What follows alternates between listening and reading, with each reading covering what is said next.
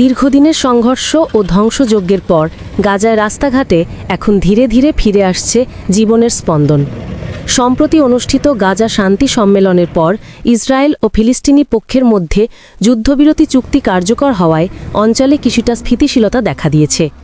মঙ্গলবার 14 অক্টোবর সকাল থেকে দেখা গেছে গাজার মানুষজন ধ্বংসস্তূপের মধ্যে দিয়ে হাঁটছেন, নিজের ভাঙা ঘরবাড়ি ও দোকানপাট পরিষ্কার করার চেষ্টা করছেন।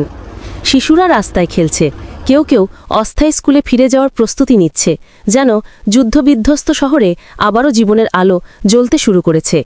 তবে অনেকের মুখে এখনও উদ্বেগ ও অনিশ্চয়তার ছাপ।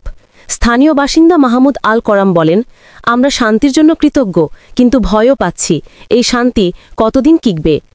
যুদ্ধবিরতির পর জাতিসংঘ, রেড ক্রস এবং বিভিন্ন মানবিক সংস্থা গাজায় খাদ্য, ওষুধ ও আশ্রয় সহায়তা পাঠাতে শুরু করেছে। আন্তর্জাতিক মুদ্রা তহবিল জানিয়েছে, এই শান্তি চুক্তি গাজার জন্য একটি দীর্ঘমেয়াদী অর্থনৈতিক পুনরুদ্ধারের সুযোগ এনে দিতে পারে। তবে বাস্তবতা এখনও কঠিন। গাজা সিটির বহু রাস্তা ধ্বংসপ্রাপ্ত, পানীয় জলের অভাব, বিদ্যুৎ বিচ্ছিন্নতা এবং কর্মসংস্থানের সংকট এখনও বিদ্যমান। বিশ্লেষকদের মতে, পুনর্গঠন কার্যক্রমে আন্তর্জাতিক সহায়তা ও রাজনৈতিক সদিচ্ছা অত্যন্ত জরুরি। আমাদের দেশের অধিকাংশ টিভি চ্যানেলগুলোই দেখা যায় যে সঠিক তথ্যটি আড়াল করে মানুষের কাছে ভুল তথ্যটি উপস্থাপন করে।